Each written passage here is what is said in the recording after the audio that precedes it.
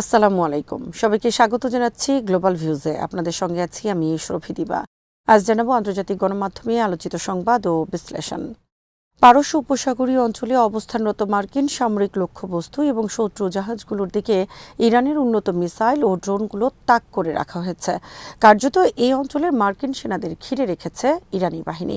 যে কোনো মুহূর্তে আঘাত হানার চূড়ান্ত নির্দেশের অপেক্ষায় রয়েছেন ইরানি সেনারা। ইসলামী বিপ্লবী গার্ড বাহিনী বা আইআরজিসির অ্যারোস্পেস ফোর্সের কমান্ডার ব্রিগেডিয়ার জেনারেল সৈয়দ মাজিদ মুসাভি শনিবার সোশ্যাল মিডিয়ায় দেয়া এক বিবৃতিতে বলেন, আমাদের ক্ষেপণাস্ত্র এবং ড্রোনগুলো শত্রুর দিকে তাক করে রাখা হয়েছে। আমরা শুধু নিক্ষেপের আদেশের অপেক্ষায় আছি। পারস্য উপসাগরে সাম্প্রতিক সময়ে মার্কিন উস্কানি বৃদ্ধির প্রেক্ষাপটে এই সিনিয়র কমান্ডারের বিবৃতি সামনে এলো। এর মাধ্যমে ইরান স্পষ্ট বার্তা দিয়েছে যে তারা কোনো ধরনের মার্কিন আগ্রাসন আর সহ্য করবে না।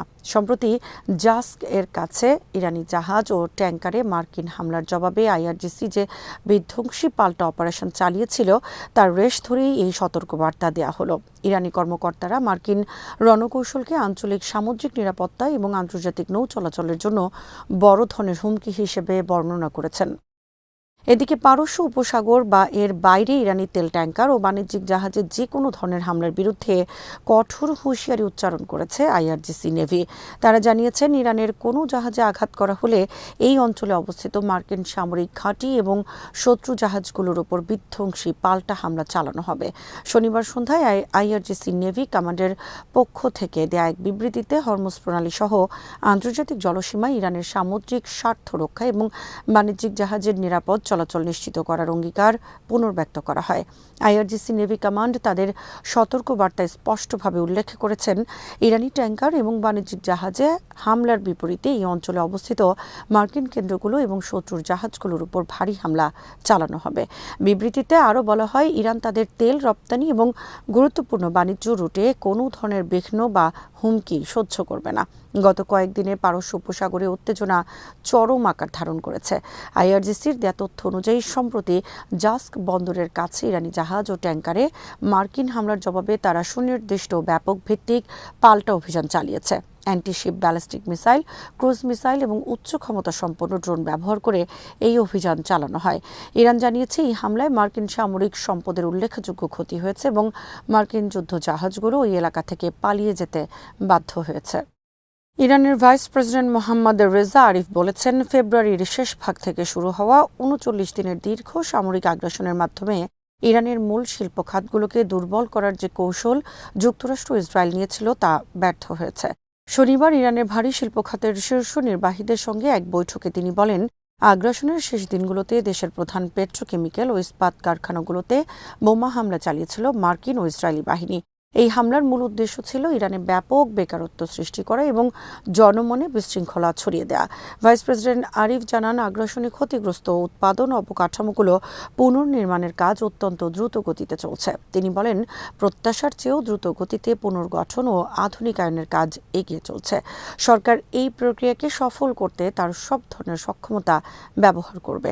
ইরানের তেল বহির্ভূত অর্থনৈতিক কর্মকাণ্ডের একটি বড় অংশ জুড়ে রয়েছে ইস্পাত ও পেট্রোকেমিক্যাল শিল্প। এই খাতগুলো দেশের যুব সমাজের কর্মসংস্থানেরও প্রধান উৎস। হামলার বিবরণ দিয়ে প্রতিবেদনে জানানো হয়, ইরান ও পশ্চিম এশিয়ার বৃহত্তম ইস্পাত কারখানা মোবারাকাহ স্টিল মিলে সুনির্দিষ্টভাবে হামলা চালানো হয়। খুজেস্তান স্টিলে উৎপাদন ও আনুষঙ্গিক সরঞ্জামের ব্যাপক ক্ষতি করার চেষ্টা করা হয়। পারস্য উপসাগরীয় উপকূলে আসালুয়েহ পেট্রোকেমিক্যাল প্ল্যান্টের ইউটিলিটি ইউনিটগুলোকে লক্ষ্যবস্তু করা হয়েছিল, যাতে ইরানের রপ্তানি এবং বৈদেশিক মুদ্রার প্রবাহ বাধাগ্রস্ত হয়। বৈঠকে ভাইস প্রেসিডেন্ট প্রশাসনের পক্ষ থেকে ক্ষতিগ্রস্ত ইউনিটগুলো দ্রুততম সময়ের মধ্যে সংস্কার ও চালুর জন্য বিশেষ পরিকল্পনা গ্রহণ ও তা বাস্তবায়নের নির্দেশ দেন। তিনি দৃঢ়তার সাথে উল্লেখ করেন, শত্রুপক্ষ ইরানের অর্থনৈতিক অগ্রযাত্রা থামিয়ে দিতে চাইলেও সরকারের সময়োপযোগী পদক্ষেপে তা সফল হতে দেয়া হয়নি।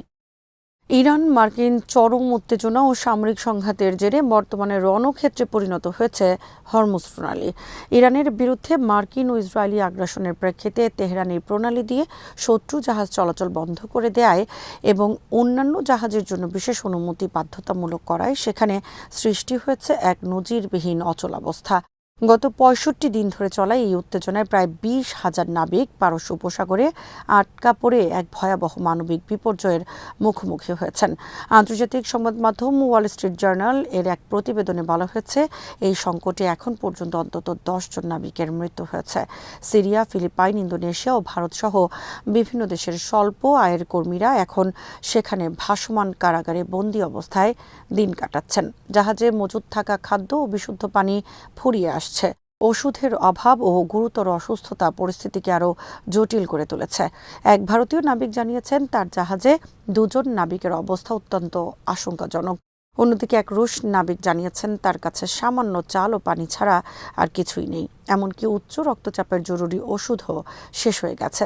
চীনা তেল ট্যাঙ্কারের নেভিগেটর শামীম সাবেরের বরাতে জানা গেছে, পরিস্থিতির ভয়াবহতা বোঝাতে ইরানি নৌবাহিনী ওই অঞ্চলকে রেড জোন হিসেবে ঘোষণা করেছে। তিনি জানান, জরুরি সামুদ্রিক যোগাযোগ চ্যানেলটি এখন আটকা পড়া নাবিকদের আকুল আর্তনাদে ভারী হয়ে উঠেছে। বর্তমানে প্রণালীটি পার হওয়ার অপেক্ষায় লাইনে দাঁড়িয়ে আছে ৮০০-র বেশি জাহাজ। শামীম সাবেরের জাহাজটি সারির একেবারে সামনে থাকায় তিনি খুব কাছ থেকে স্পিড বোটে টহলরত ইরানি সেনাদের দেখতে পাচ্ছেন। আকাশ জুড়ে সবসময় ভন ভন করছে ড্রোন। দীর্ঘদিন জাহাজে আটকা থাকায় ডেকগুলোতে পচা আবর্জনার স্তূপ জমেছে, যা রাখার মতো আর কোনো জায়গা অবশিষ্ট নেই। উদ্বেগ আর উৎকণ্ঠায় থাকা নাবিকরা বোর্ড গেম খেলে এবং মার্কিন প্রেসিডেন্ট ডোনাল্ড ট্রাম্পের সর্বশেষ সংবাদের দিকে তাকিয়ে দিন পার করছেন।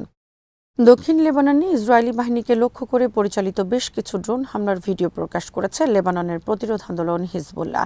প্রকাশিত ভিডিওগুলোতে দেখা যাচ্ছে হিজবুল্লাহর ফার্স্ট পারসন ভিউ ড্রোনগুলো সরাসরি ইসরায়েলি সেনা ও সামরিক সরঞ্জামের উপর নিখুঁতভাবে আঘাত হানছে। হিজবুল্লাহর প্রকাশিত প্রথম ভিডিওটি ৮ মের একটি অভিযানের। এতে দেখা যায়, লেবাননের আলমা আল শাআব শহরের বিপরীতে নবনির্মিত নিমর আল জাবাল নামক একটি ইসরায়েলি সামরিক সাইট একটি ড্রোন লক্ষ্যবস্তু করছে। ড্রোনের ক্যামেরায় প্রথমে সাইটটির ভেতরে একটি মার্কাভা ট্যাঙ্ক শনাক্ত করা হয়। ভিডিওর শেষ পর্যায়ে দেখা যায়, এক ইসরায়েলি সেনা সদস্য প্রাণ ভয়ে ট্যাঙ্ক থেকে লাফিয়ে পালিয়ে যাওয়ার চেষ্টা করছেন। ঠিক সেই মুহূর্তেই ড্রোনটি তার উপর সরাসরি আঘাত হানে। দ্বিতীয় ভিডিওটি গত ৫ মের একটি অভিযানের। সেখানে আল বাইয়াদা শহরে ইসরায়েলি সেনাদের একটি অবস্থান শনাক্ত করে একটি ড্রোন। ভিডিওতে দেখা যায়, ড্রোনটি ওই এলাকায় টহল দিয়ে মার্কাভা ট্যাঙ্কগুলো এড়িয়ে একটি বসত বাড়িতে স্থাপিত অস্থায়ী কমান্ড সদর দপ্তরের দিকে এগিয়ে যাচ্ছে।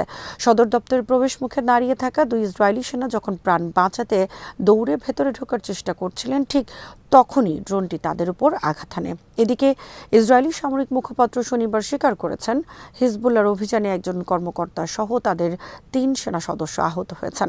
মুখপাত্রের ভাষ্যমতে, লেবানন সীমান্তের কাছে ইসরায়েলি ভূখণ্ডে হিজবুল্লাহ ড্রোন ভূপাতিত করার সময় এই হতাহতের ঘটনা ঘটে। আহতদের মধ্যে একজন রিজার্ভ সেনার অবস্থা আশঙ্কাজনক।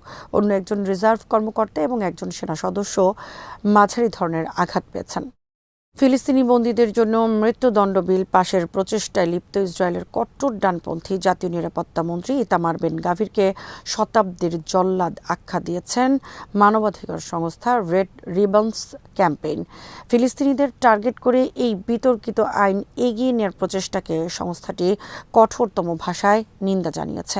ইসরায়েলি কারাগারে বেআইনিভাবে আটকে রাখা ৯,১০০ ফিলিস্তিনির অধিকার রক্ষায় কাজ করা এই গোষ্ঠীটি সতর্ক করেছে, নতুন প্রস্তাবিত ব্যবস্থার অধীনে আটক অনেক ফিলিস্তিনি এখন মৃত্যুদণ্ডের মুখোমুখি হতে পারেন। মানবাধিকার গোষ্ঠীটি এক বিবৃতিতে জানায়, বর্ণবাদ ও আপার্টহাইড নীতি প্রচার এবং ফিলিস্তিনি বন্দীদের ঝুলিয়ে মারার আকাঙ্ক্ষা ব্যক্ত করার কারণে বেন গাভির ২০২৬ সালের শতাব্দীর জল্লাদের তকমা অর্জন করেছেন। তারা বলেন, ফিলিস্তিনিদের ফাঁসি দেওয়ার এবং সব উপায়ে তাদের হত্যা করার লক্ষ্য প্রকাশ করে বেন গাভির এই কুখ্যাত খেতাব অর্জন করেছেন। সংস্থাটি আরও বলেছে, আমরা মৃত্যুদণ্ডের প্রতি বেন গাভিরের এই চাপকে একটি বিপজ্জনক উস্কানি হিসেবে দেখছি। বর্তমানে ইসরায়েলি বন্দিশালায় ফিলিস্তিনিদের সংখ্যা উদ্বেগজনক হারে বেড়েছে। পরিসংখ্যান অনুযায়ী মোট বন্দী ৯,১০০ জনের বেশি। ৩,৫৩৫ জন ফিলিস্তিনিকে কোনো অভিযোগ বা বিচার ছাড়াই প্রশাসনিক ডিটেনশনের আওতায় আটকে রাখা হয়েছে।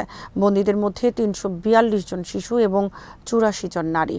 119 জন বন্দী যাবজ্জীবন কারাদণ্ড ভোগ করছেন। 2023 সালের অক্টোবরে গাজা ইসরায়েলি আগ্রাসন শুরু হওয়ার পর থেকে গ্রেফতারের সংখ্যা নাটকীয়ভাবে বেড়েছে। যুদ্ধের আগে এই সংখ্যা ছিল প্রায় 5250। আজ এখানেই শেষ করছি। সবাই ভালো থাকুন, সুস্থ থাকুন আর দেখতে থাকুন বিডি ভিউজ। চ্যানেলটি ভালো লাগলে সাবস্ক্রাইব করুন, সংযুক্ত থাকুন আমাদের ফেসবুক পেজে। আল্লাহ হাফেজ।